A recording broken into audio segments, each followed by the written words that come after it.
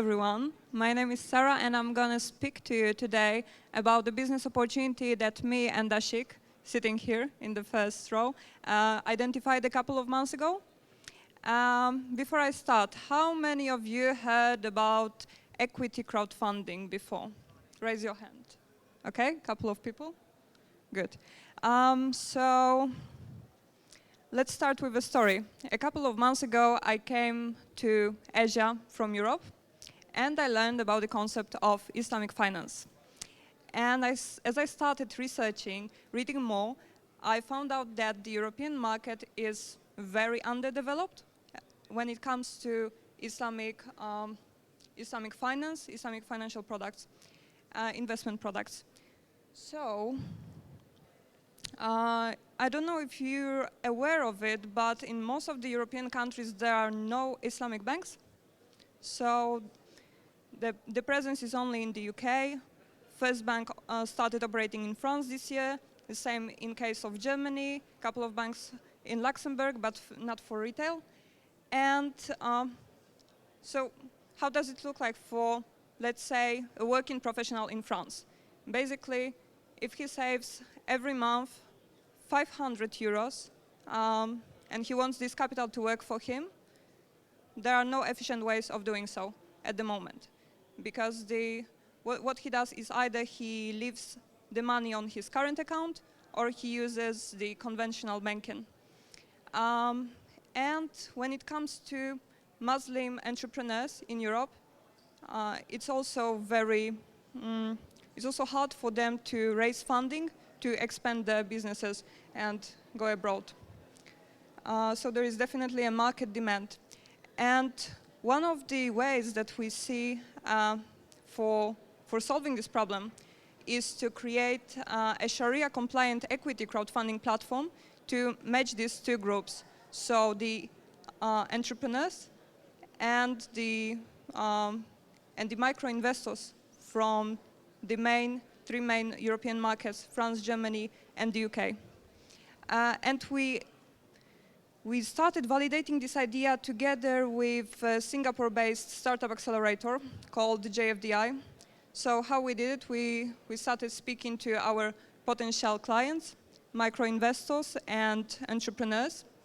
And what we want to offer are two products. So equity investment and sukuk.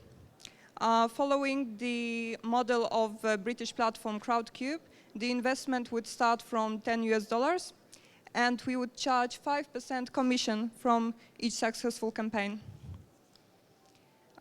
Most of you probably know that, but just to mention, Islamic investments are interest-free and the product or service sold needs to be halal and the company has to be ethically managed. That's how it's different than the regular investment. So what we are aiming to do is we are aiming to build a crowdfunding platform for Sharia compliant businesses to help Muslims in the Western market make Islamic investments. And now about the market. So in Europe itself, there are 44 million Muslims. In North America, there are like 6 more million. And the three main markets we are looking at is Germany, France, and the UK. We are focusing on the millennials, so age group between 16 and 34. And the projection factors are quite optimistic because the demographic growth among Muslim population is higher than among different groups in Europe. The same when it comes to the saving rates. The Islamic investment industry growth rate for the last 5 years was over 70%. And crowdfunding is expected to surpass VC investments in the next year. And there is one more group that we are benefiting, that can potentially benefit from our platform. So these are Muslim businesses from outside of Europe, because we are giving them an opportunity to speak to their potential customers in Europe and raise funding there. So our numbers are based on the Crowdcube platform. They raised over 150 million in the first 4 years of operating. Their revenue was over $7.5 million. And here you can see our main expenses. Could somebody close it? Yeah, thanks. So here you can see our main expenses, and the investment required to launch in the first market is $600K US. So these are our financial projections. Our market is much smaller than in case of Crowdcube, but on the other hand, there is a bigger demand and fewer alternative options. With this projection, we would break even in the second year. This is quite a pessimistic one, actually, because it gives us only 1/4 of Crowdcube revenue. Why? Because we're not sure yet about the spending power in our target group. So we need to research on this one more. And now, Tim. So my background is in tech startups. I worked in London, Warsaw, where I'm originally from, and the Middle East. And I ran 3 companies. 1 failed, 2 operating, so pretty successful, I would say. And Ashik has also experience in running 2 businesses before. He is responsible for marketing. I'm responsible for the business development. And we have a couple of advisors. Mr. Zahid, he has 20 years of experience with Islamic banking. He was himself a member of Sharia board. Mr. El Fatatri has built the biggest social platform for Muslims in the world, 250,000 of members. We have also a technical advisor, and at the moment we are looking for a legal advisor who could help us both with the crowdfunding regulations in Europe and with Islamic investments.